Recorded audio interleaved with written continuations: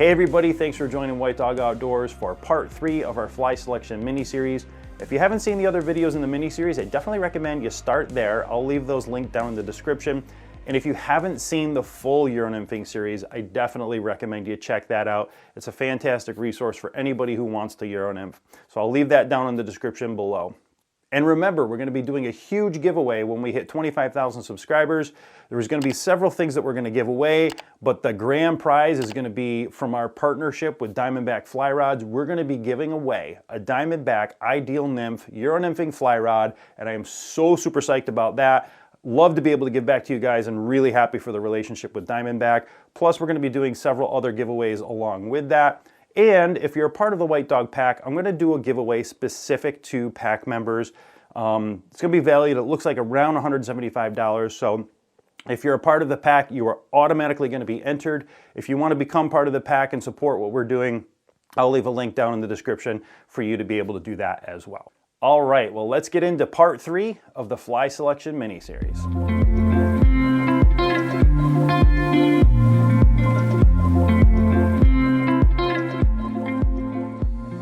One of the most common questions I get on my Nymphing series is, please show me what's in your fly box. What do you take with you when you go fly fishing?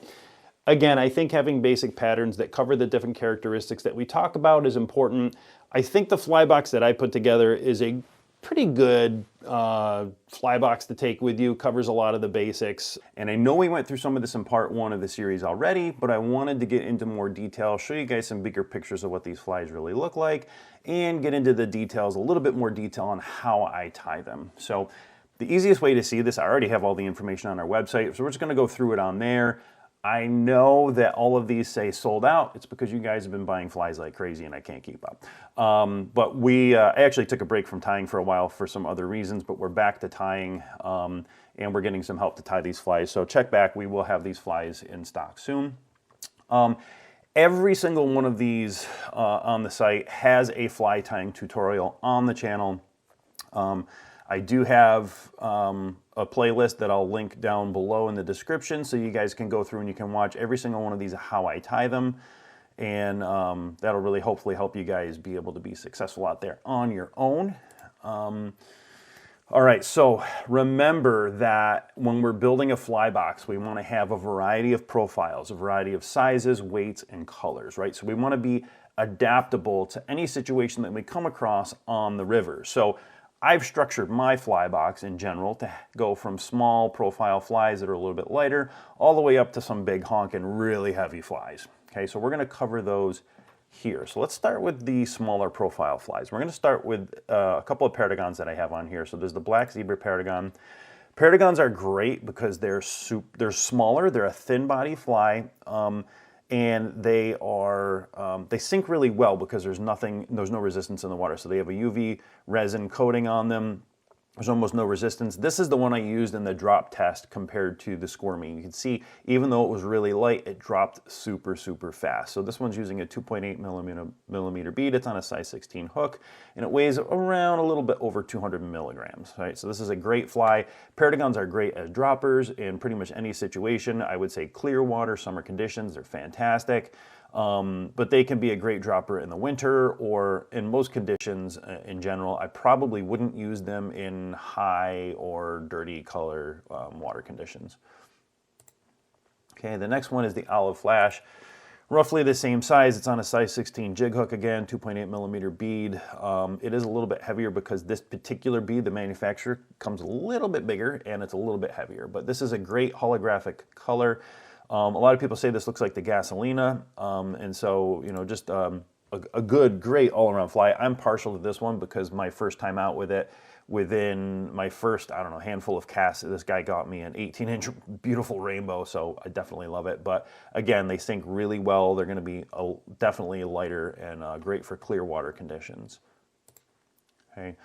Getting into what I call some more of the standard flies. And when I say, I know I say that sometimes, when I say standard fly, I'm talking about basically a size 14 nymph like a Frenchie or a Caddis or some of these other ones down here. We're going to go through them in particular. This Frenchie is a great all-around fly. It's basically a pheasant tail with a little bit of a hot spot with, I put some pink dubbing on it. And so this is just a fantastic producer. If you want something a little less showy, take the dubbing off the hotspot, and you don't even have to put a hotspot in there with a thread either, but those are great, great flies. I tied this on a size 14 jigless barbless jig hook. It's a 3.2 millimeter tungsten slotted bead. It's got a little bit of lead on there, but it's thin lead, so it doesn't affect the shape of the body. And this one weighs about 330 milligrams. It's a little bit lighter than my standard nymphs because I'm not going with heavier lead there.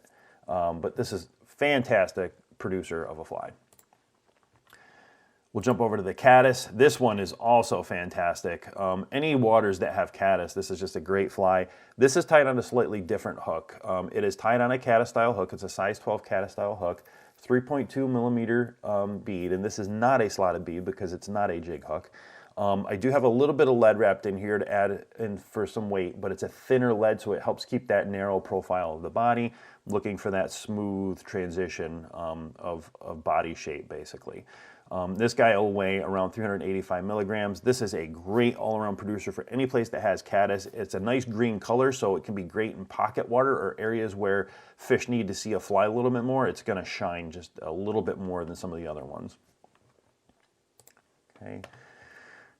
This next is the Peacock Ice Dub. This is a fantastic fly. It's a great all-around producer. I would say this is probably the most universal fly in my box. It imitates so many types of nymphs out there. This again on a size 14 barbless jig hook. It's a little bit bigger bead. I've moved to a 3.3 millimeter bead so I can keep the thinness of the lead down, and I can keep a more a better transition, a slight taper in the fly rather than going from a thick body down to like the hook shank. It's harder to tie that way. So the thinner the lead you can use, the better, the easier it's going to be to tie. And so I really, really like the 3.3 millimeter beads on this. Right now, my kick on the 3.3 millimeter beads is Tactical Fly Fisher. That's where I'm getting a lot of my beads for those. So these would be a slotted rainbow tungsten bead. And as you can see, the fish love to eat those bad boys up.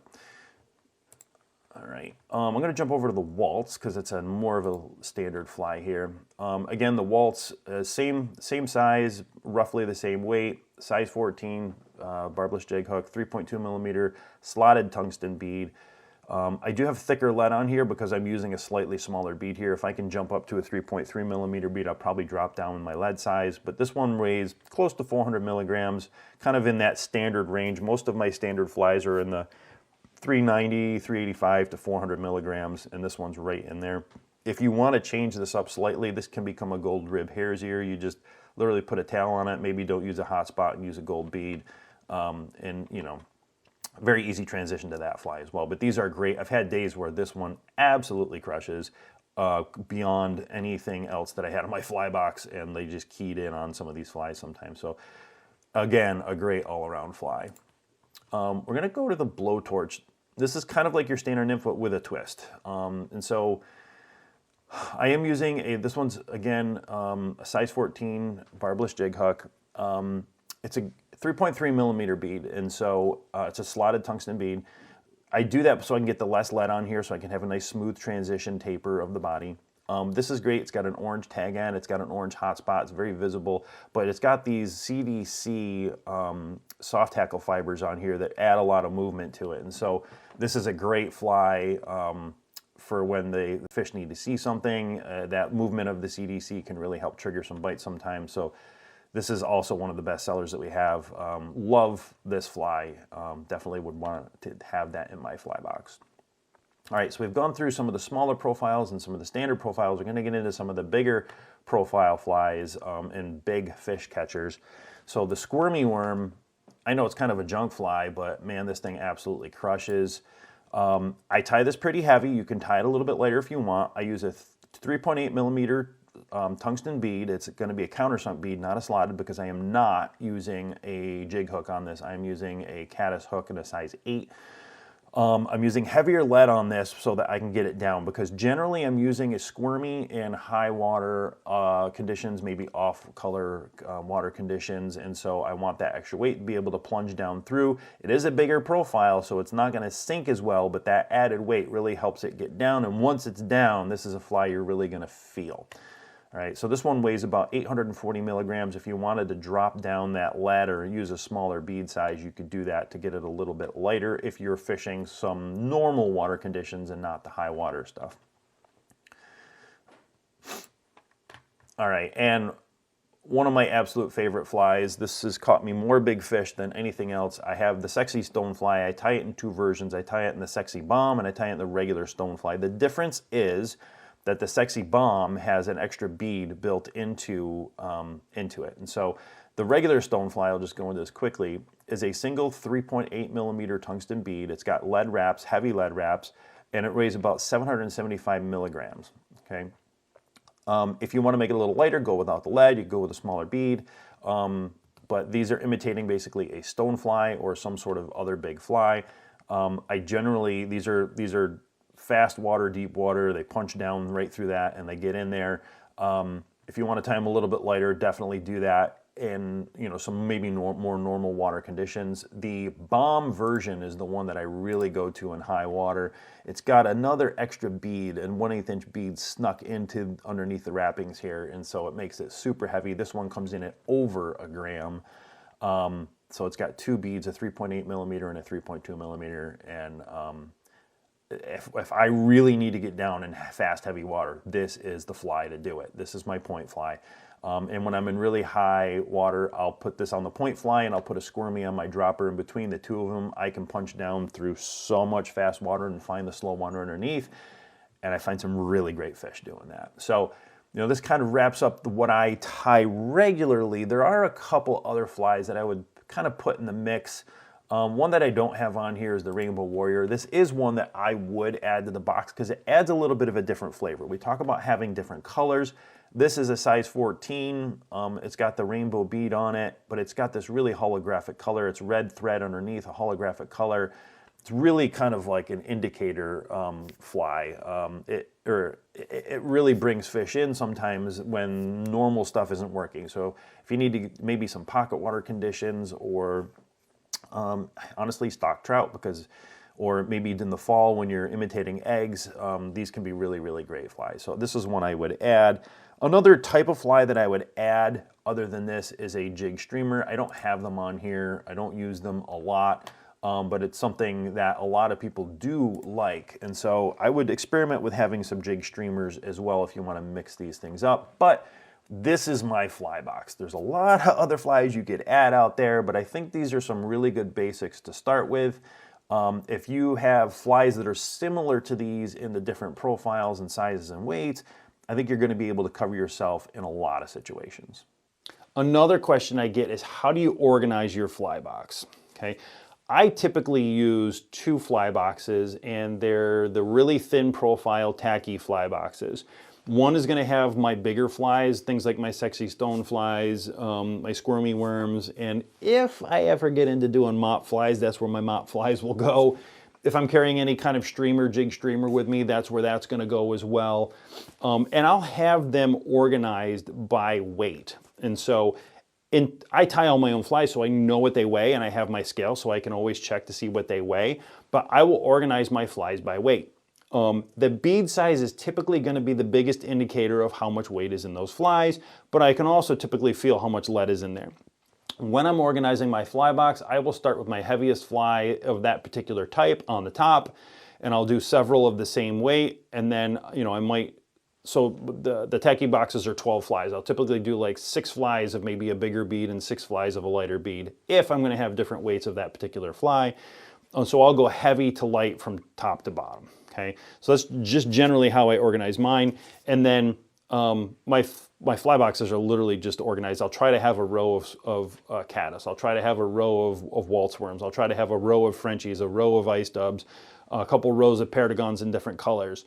So I'm just organizing them, keeping them organized. I don't like a messy fly box. I like it pretty neat. At the end of the day, yeah, it's going to get messy, but just come back, weigh your flies, reorganize them, and that's how I do it. And so it's just an easy way to know what you're tying on, the weight of the flies that you're tying on, and the more you weigh your flies and get used to it, the more you're just going to know. All right, thanks for coming along with us on this fly selection mini-series. I hope you guys learned a ton from this. It was really fun to do. It's some of the biggest questions I get on the channel, so I hope you guys learned a lot from it.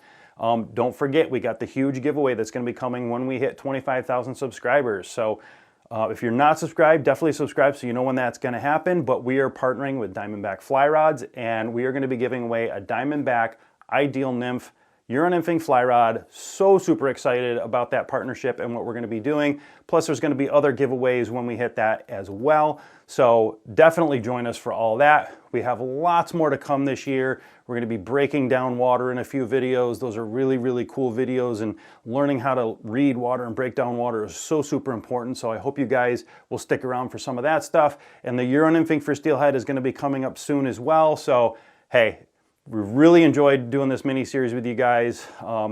Thank you for everything that you do to support us, and we will see you soon for our next adventure.